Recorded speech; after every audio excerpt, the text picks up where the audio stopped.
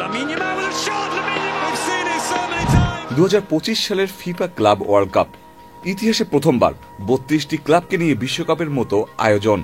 এখানে রয়েছে Auckland city বা ইএস টিউনিস এর মতো ক্লাব, কিন্তু এখানে নেই বার্সেলোনা, নেই লিভারপুল, ফুটবল বিশ্বের দুই অন্যতম জনপ্রিয় নাম। এমনকি আর্সেনালের মতো ক্লাবও জায়গা পায়নি এখানে।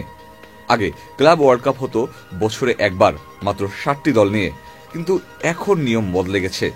এখন থেকে প্রতি 4 বছর পর 32টি ক্লাব নিয়ে বিশ্বকাপ স্টাইলে হবে টুর্নামেন্ট।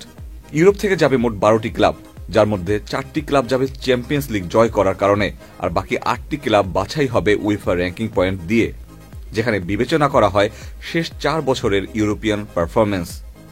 বান্ডেল থাকলে প্রতি সেনমানিতে টাকা বাঁচবে। বিকাশ সেনমানি বান্ডেল কিনে জিতুন প্রতি লেনদেনে। তাহলে বার্সেলোনা কেন নেই? বার্সেলোনার নাম মানেই ইতিহাস, জনপ্রিয়তা আর বিশ্বজয়, কিন্তু ইউরোপে তাদের সাম্প্রতিক পারফরমেন্স সত্যি হতাশাজনক। 2021 সাল থেকে 2023 টানা 2 মৌসুমে তারা চ্যাম্পিয়ন্স লিগের গ্রুপ স্টেজেই বাদ পড়ে। সব মিলিয়ে পর্যাপ্ত পয়েন্টও ছিল না।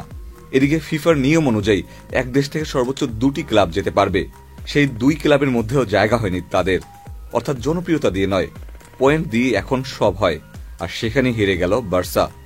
তাহলে লিভারপুলের কি হলো? লিভারপুল ইংল্যান্ডের অন্যতম সফল ও ঐতিহ্যবাহী ক্লাব, কিন্তু 2025 সালের এই টুর্নামেন্টে তারা নেই। কিন্তু কেন? কারণ এই ক্লাব ওয়ার্ল্ড কাপের কোয়ালিফিকেশনের সময় গণনা শুরু হয়েছে 2021 সাল থেকে। 2021 থেকে 2024 পর্যন্ত লিভারপুল একবারও চ্যাম্পিয়ন হয়নি, এমনকি ফাইনালও যায়নি। তাদের র্যাঙ্কিং পয়েন্ট পিছিয়ে গেছে এই জন্যই। এদিকে ইংল্যান্ড থেকে যে 2টি ক্লাব গিয়েছে তাদের মধ্যেও লিভারপুলের জায়গা হয়নি।